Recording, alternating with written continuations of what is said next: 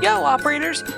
It's your favorite trap and entry denial operator, Xeadas, and I have been cooking up a unique game mode for Siege as a possible Halloween, maybe full season event. And before someone says, "Where's the boar?" They retired. They retired. They're off somewhere in Hawaii, I think. I don't keep track of them. They said, "Hey, I'm quitting What If. Peace out." So, it is now all this penguin. You may see some other people around, but it's mainly me doing the spitballs and what ifs now. So, I have to cook them all up. But, now with Marvel Rivals having a temporary zombies game mode, and Call of Duty having not only a whole side of their games being zombies, but as somebody who really loves COD for the zombies, I can confirm there's a whole group of the player base who would want a zombies game mode for Siege. So I talked with some other Siege players,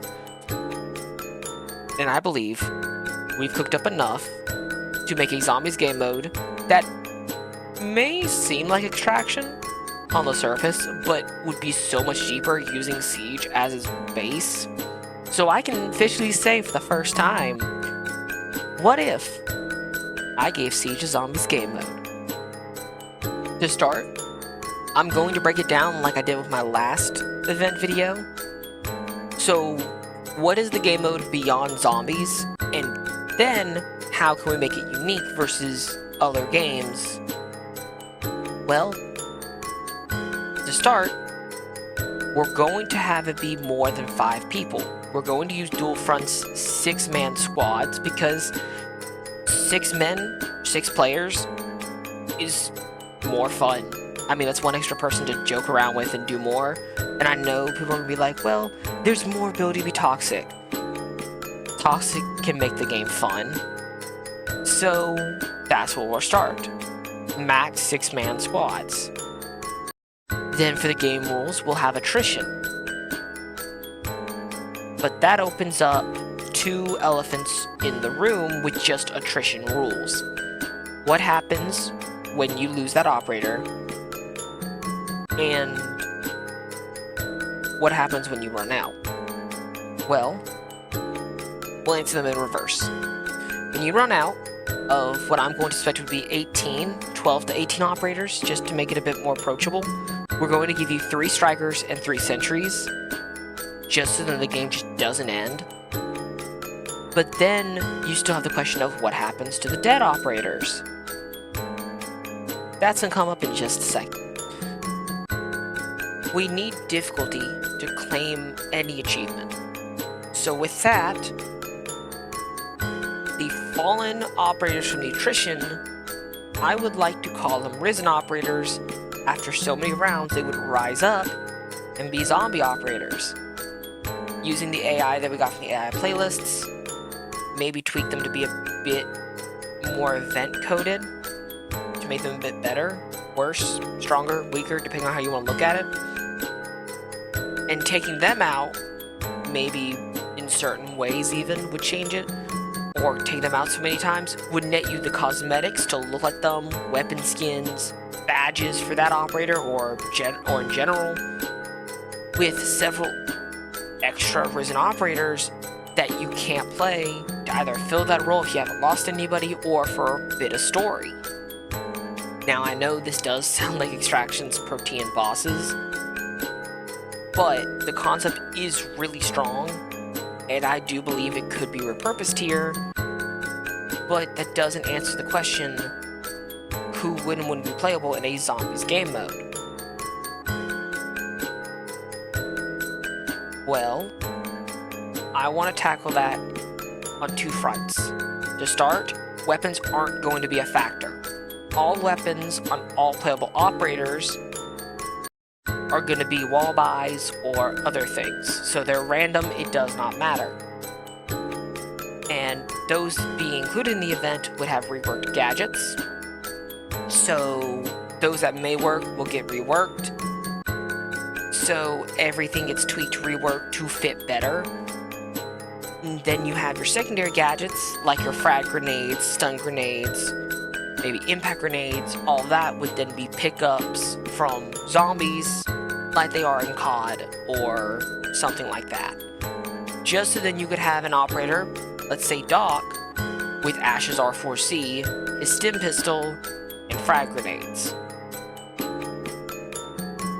It could be possible, but again, who wouldn't be playable could easily be solved. What gadget either requires you to be distracted to be used, or could be used reasonably? Most trap operators like Capkin, Malusi, not really, but Legion, Gridlock, Ella could all be reasonably used as they deploy it, it keeps going. But that still looks too much like Extraction with Gridlock and Ella. But we got more operators and more developers, so I actually would rather rework some operators to work uniquely. So I would want to bring 15, technically 17 if you count Striker and Sentry, but their cosmetics would be on the table maybe. And instead just have 12 base playable operators and 3 additional NPC operators with either reworks or tweaks to make them play better or the fights harder, just to make it unique. Now I'm gonna go over all the operators. Flores being reworked, Lion being reworked, Vinka being tweaked, Doc being tweaked, Ash just being Ash, Sledge being tweaked, Gridlock being the same, Grim being tweaked, Smoke being normal, Denari being normal, Blackbeard being normal, Clash being minorly tweaked, Tachanka either currently or unreworked, Thorn being tweaked, and Tubarao being tweaked would all be your main playable operators, with Deimos, Goyo, and Maestro all getting your NPC treatment, as Goyo and Maestro have barely been in events, and Deimos has been in technically 2, but I would love to see Maestro finally get into their event set. And I'm gonna go over, like I said, the reworks and tweaks now. And I'm gonna go over in the order that I listed them. So Flores' rework would be his drone would act like a noise machine before detonation, think like a monkey bomb as a gadget. Lion would now have a area of effect stun instead of a wide scan. Vinka and Doc would generate extra kills more often after so many kills. But Vinka would generate less heals more often. Think of it more like a temporary healer, just dropping more often than Doc dropping the bigger heals. Sledge, his hammer would not only be an improved melee attack, but it could fully open floors to completely make better routes. Grimm's bees would now lose their marking ability, but do damage over time, reduced against risen operators. Clash would regain her shock damage, her shield would have more battery. Thorn's bigger radius, faster charge, more damage, just a buff for her gadget in a PvE mode. Tubarao would do damage.